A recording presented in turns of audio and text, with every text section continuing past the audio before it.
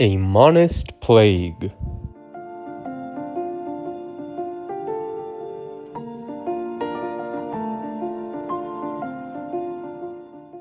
I was raised Catholic but became a militant atheist when I was very young and stayed that way for many years. And as an atheist, I read the story of the Garden of Eden and thought to myself, the snake told the truth. Yahweh lied. You can read the story and make up your own mind about that. I also thought about the Great Flood. How could Yahweh kill so many innocents? I read the book of Job and thought, what kind of sadist would make such a bet with his diabolical lackey?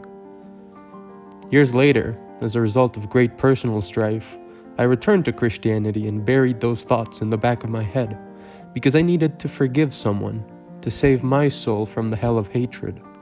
And that's exactly what Christianity preaches. But later I stumbled into more problems, inconsistencies in the Bible, and teachings that I found to be morally reprehensible.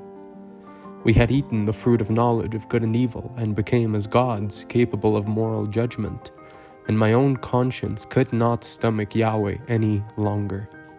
I became mildly educated on Islam. Muhammad and the death cult he had started seemed even more reprehensible than the Judeo-Christian prophets.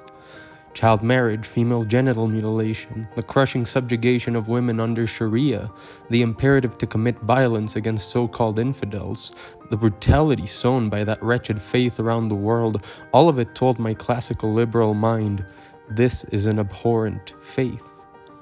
I thought about the namesake of the three Abrahamic religions, Abraham, and realized that he had sexually assaulted the slave girl Hagar.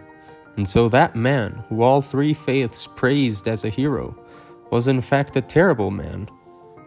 Moses was not much different. He led a genocide against the Midianites, the same people that had given him shelter and bread when he needed it.